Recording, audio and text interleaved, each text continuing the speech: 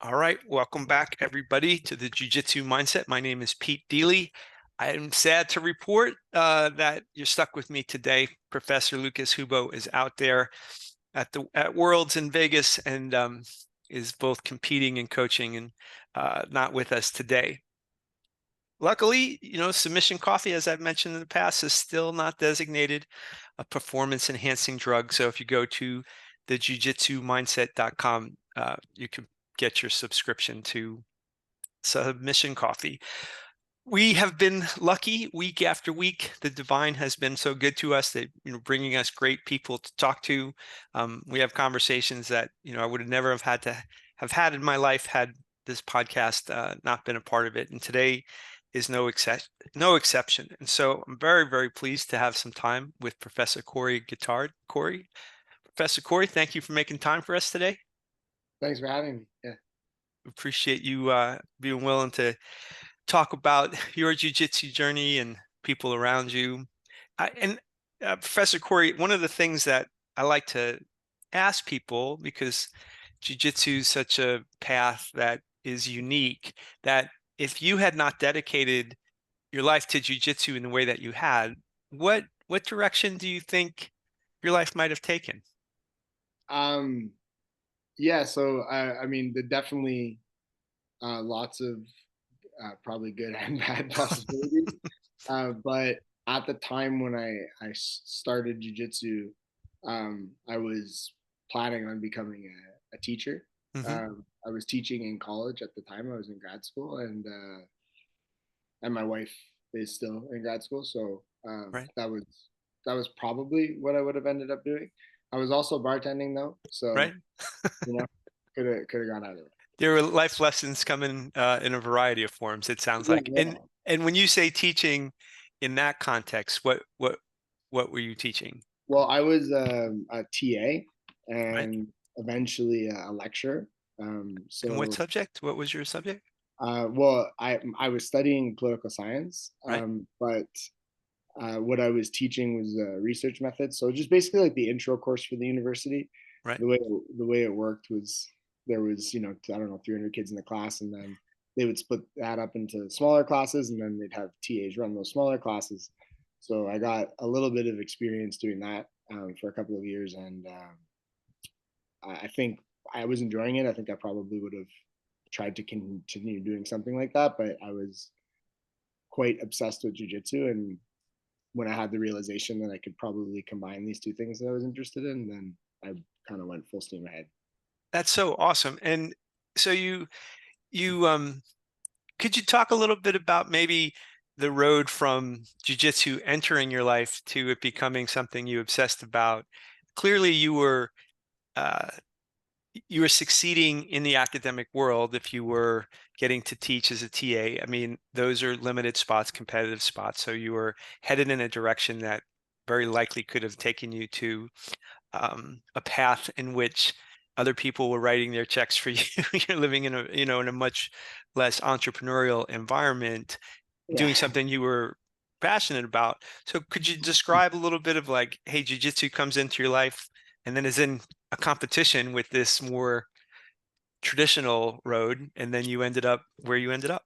Yeah, well, my girlfriend at the time, my wife now, got me like it's like a Tango pass. I don't know if those are in the States or not, but they're basically like online certificates, yeah, coupons, Okay. Uh-huh. for a local martial arts school. I was always interested, and I Uh-huh. dabbled in martial arts in high school, and she knew that I liked that stuff. And so she got me that pass. I went and I tried the class. That was with Ryan Parsons, who runs a very high level kickboxing Okay. academy in Montreal. And but he had like two jujitsu classes a week, and so I did those, and I was like, man, I love these. And so he was like, well, why don't you go train at 10th Planet Montreal, which is where he was learning his jujitsu. So I went there, and I would say this was actually the exact same time I was starting grad school. So I started grad school in January 2012, and I started jujitsu in January 2012. Okay. Um, so as I was kind of getting into grad school, I was also becoming like very quickly obsessed with jujitsu, and I don't think it took more than maybe 6 months before I was considering the possibility that I just wanted to do this all day, Hmm. every day. And, but I didn't know that that was realistic. So, uh, sort of what I thought was, okay, I'll be a teacher and maybe I can teach jujitsu at night, but because I was putting so much time into it, um, I was just getting opportunities. And by the time I finished grad school in 2014, I talked to my girlfriend. I was like, hey, why don't I just go back to working at a bar and I could just train. And Hmm. she's like, yeah, go, take a shot at it. And 3 years later, so, you know, uh, 2015, I was pretty much, I quit my job at the bar and I was doing jiu-jitsu full time. So within 5 years of starting jiu-jitsu, That was my your, yeah. entire life had flipped professionally. Yeah.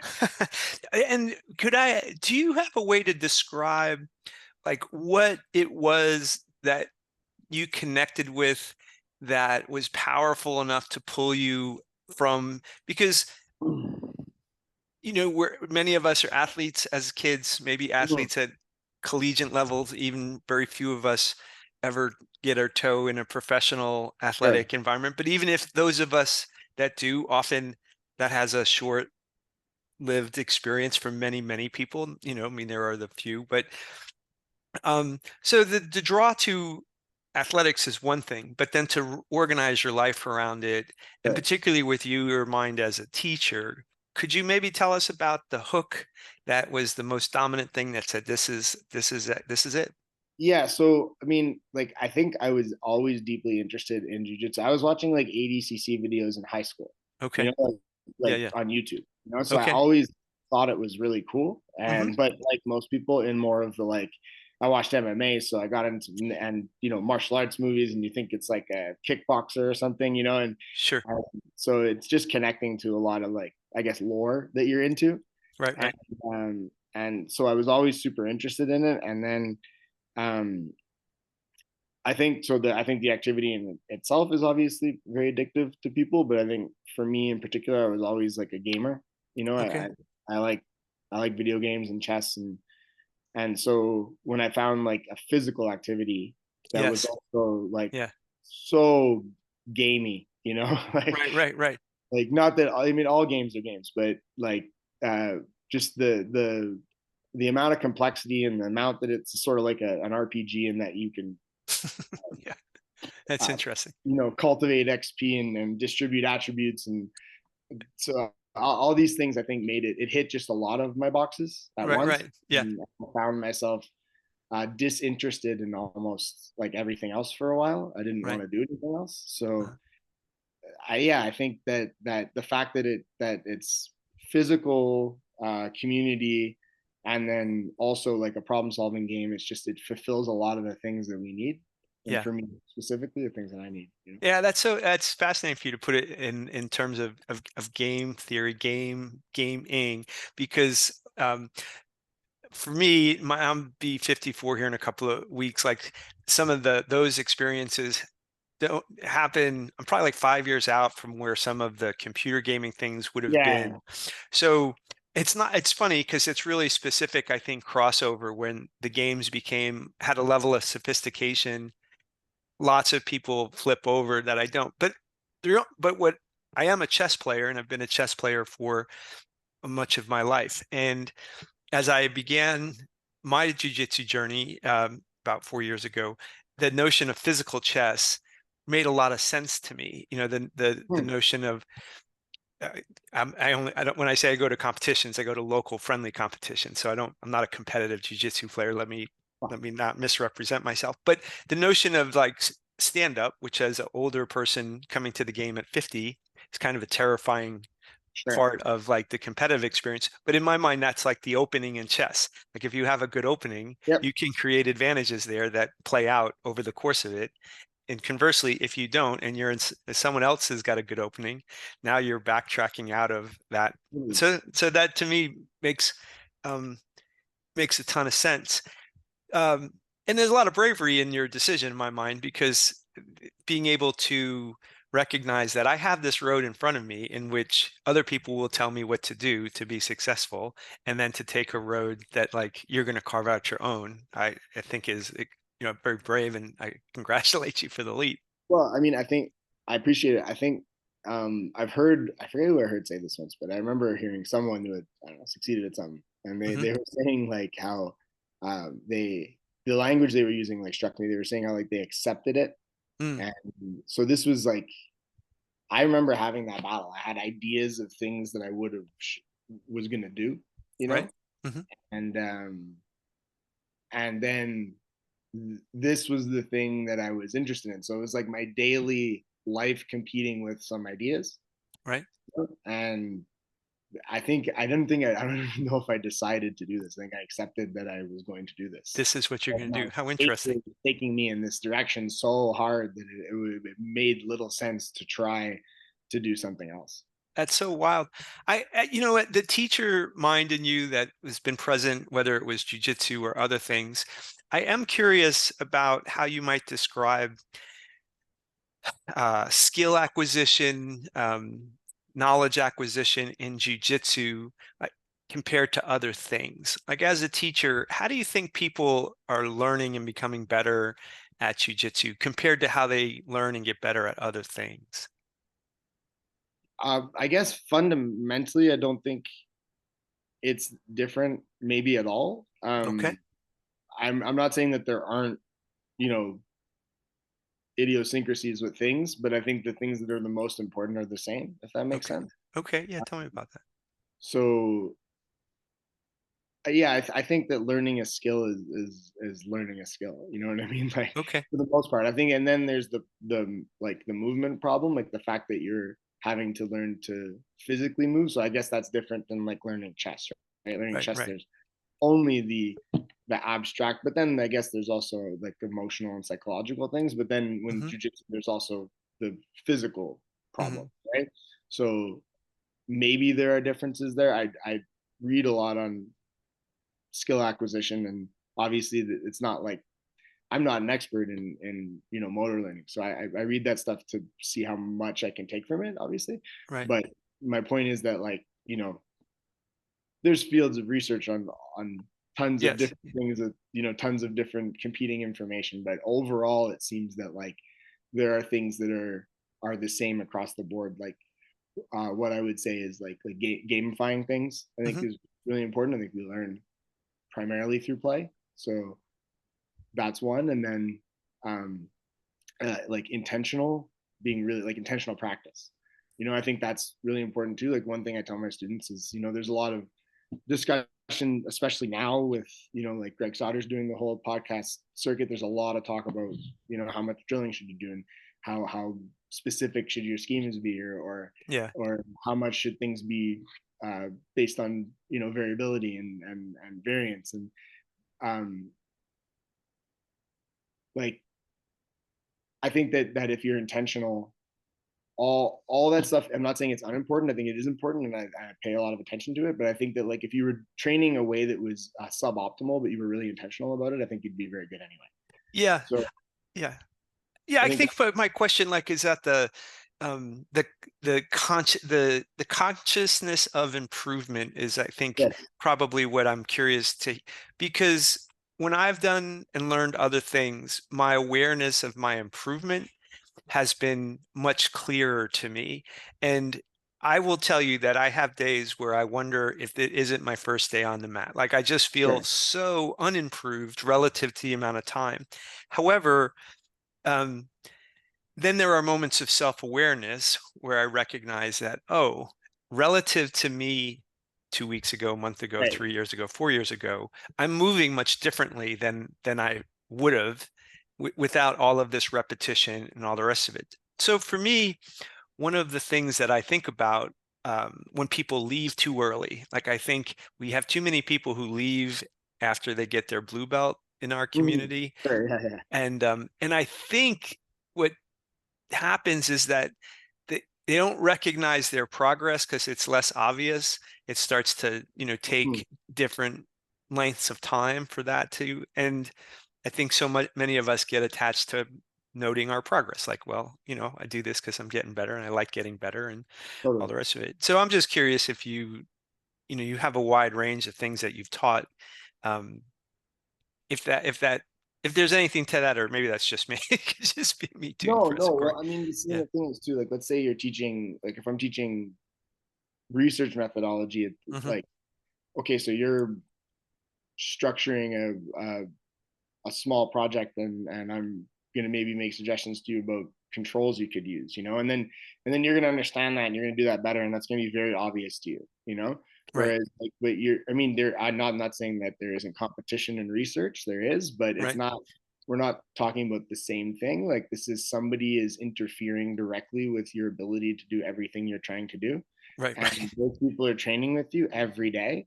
And so understanding how you're feeling, like how your skill is developing, can be tricky. Like you could Yeah. feel like you're getting better and maybe you're getting worse. Yeah. It's not like reliable. Like if the whole room is Yes. Yeah. How hard, interesting. Yeah. if the whole room is working really hard together and training, like I said, intentionally, and even better if you're training with like a good framework and a good coach and it's evidence-based training, like better for sure. That wasn't the point I was trying to make. But my point is, if even if you were doing like 100 reps of barambolos, Hmm. like that's what you were doing, but you were really intentional about it, I still think you'd get better. I just don't think you'd get better as better as you would get if you were doing something more logical. But you're still gonna get better because you're paying attention, you're trying to get better. You know what I mean? Like Yes. Right. now Right. Right. the whole room is doing that at the same time, then everybody's getting better, right? So that's a good thing.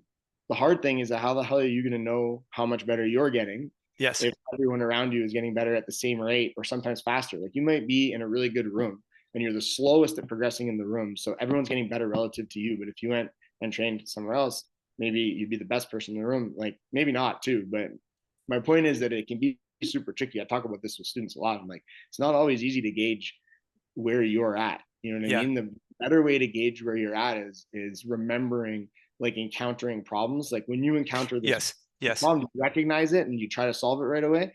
Like if you're doing that more than you used to be, you are better. Yes. Like Yeah. Right.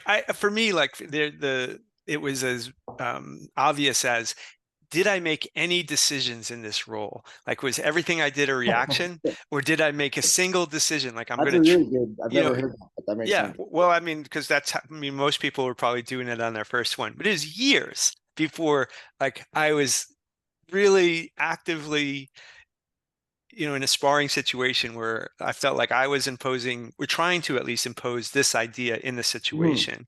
Um, which to me lends a little bit to the question of competition, like the role of competition in it. I love, for myself, even though being competitive for me just means signing up and participating, I'm not really all that attached to the outcome, but the act of actually participating in something where there's going to be somebody who says you won or lost, is useful to me because it sharpens my behavior.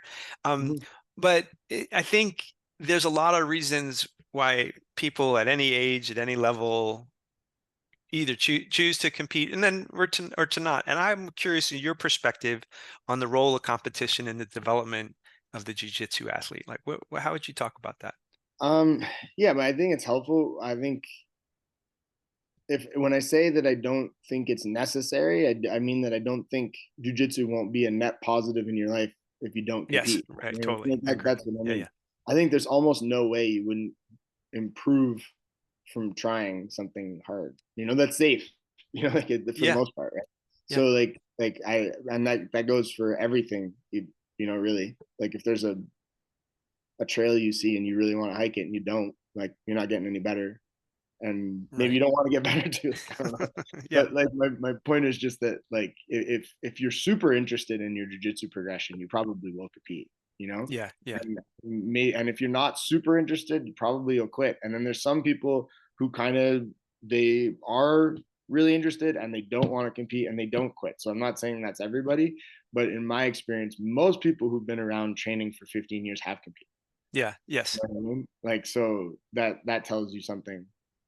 Yeah, it pulls you. I mean, for me, the communal aspect of the competition, Yeah. beyond the game day aspect of it, but what does it mean?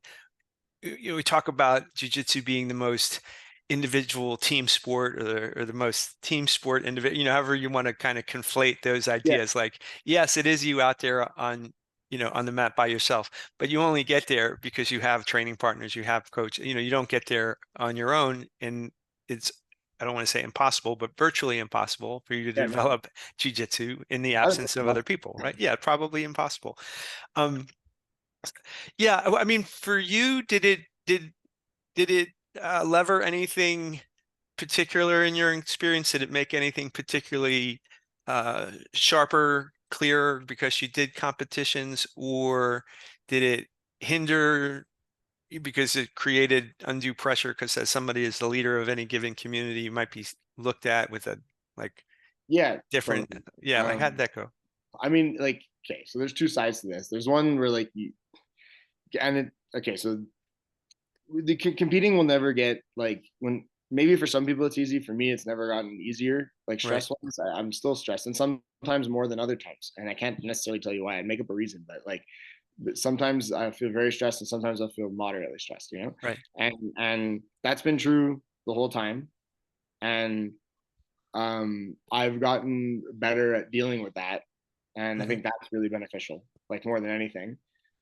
So learning, coming up with, and I mean there are similarities. Like people have either like they self talk or they try to empty their mind, or and they do an intense warm up, and so there's like things that you see almost everybody doing, you Right. know. But then we all have kind of our own way to talk to ourselves and our own way we like to warm up and things like that. So those processes, those routines, I think it's teaching you that you can have an approach and a routine to deal with a problematic situation or a stressful situation, something you want to do, Hmm. and it's voluntary. So you're putting yourself into it, Yes, and yes, right. you can you can go through this process and help yourself. So then, and mentally, I think that's one thing. And then the other thing is like in terms of just pure jujitsu, it's a reality check in that like, okay, well, this person's going to be uncooperative. I'm gonna have to deal with things that violate some of my ideas. Hmm. Like I think this works. This works for me all the time. This is not working right now. Right, So right. I have to come to terms with that, and then I have to go and ask myself why, and try to make adjustments. And maybe I can't even make those adjustments in my own gym. Maybe I have to go cross train to feel someone who does that, or Right. so it's like it's more information, and it's a game based on how you deal with information, and at least partially. So yeah, so there's the kind of approach of dealing with all the mental and psychological challenges leading up to the competition. And like so you talked about like, oh, you're leading a gym. Like, yeah, at first I would get really worried about what people would think about results. Sure. And then now I don't, but that's not to say that I don't all the time. Like those thoughts still, that's my point, is that the thoughts still are there. My ability to deal with them and, compartmentalize them is a lot better. For the most part, I don't put stake into that. All that thought will be there. It's a negative thought, like, oh, if you Right. lose, people think you're not as good. You want to as many students, this or that or whatever. And then I'm like, that's not even your job. And like your job is to teach jujitsu, and you like to compete, and everybody wins and loses. And I have things I say to myself to make myself Yeah, not yeah. Makes perfect sense. ruminate on that too much, if that makes sense. It makes perfect sense. I mean, I think of it as a consequence of moving jujitsu out of it being personal and into it Yeah, being public. Because, yeah, yeah. once you take that leap to be the leader of a community, you have no choice but to accept a spotlight that you don't get to pick whether it's on you or not. you No, know but that removes the some of the pleasure, I think, of being able to go have the experience be pure without having to think about anybody. I don't know. It's just different for me from it when does. right. Yeah. Yeah, Oh, well, that's good. That's yeah. good. Well, having, been involved as long as you are, and you've seen lots and lots of people affected by jujitsu. I mean, one of the things we love to ask is for people to talk about how they've observed jujitsu affecting their students and the people in their community. And we've heard all kinds of stories, all kinds of different levels of drama too, of like the impact it's had on people. What's your favorite story of how jujitsu's impacted somebody in your circle? I mean, yeah, I guess that's the reason I would say it's tough for me is because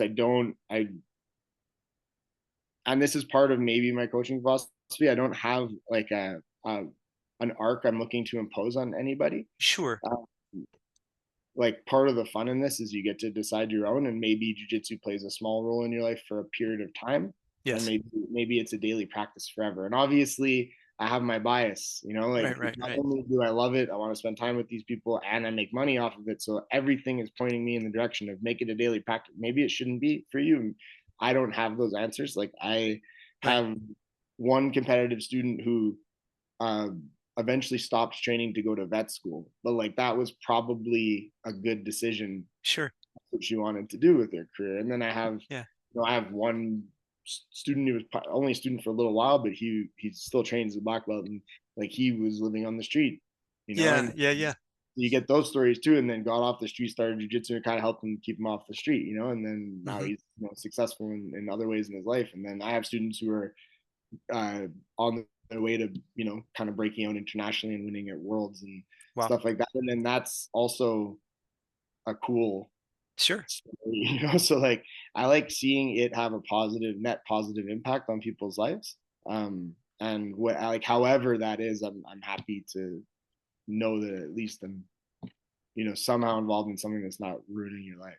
Without that. I mean, we often say, Professor Lucas and I will, talk about, there are people who need to have their assertiveness, aggressiveness kind of risen because they Yeah, may yeah, be yeah, a little, and then there are others that are maybe overly aggressive and need, have a little tampening down of that, and um, that over time, jujitsu has a tendency to give those people who need a little more assertiveness, aggressiveness, and maybe chill out a little bit. Those who maybe a little bit in a way that not not many things provide that.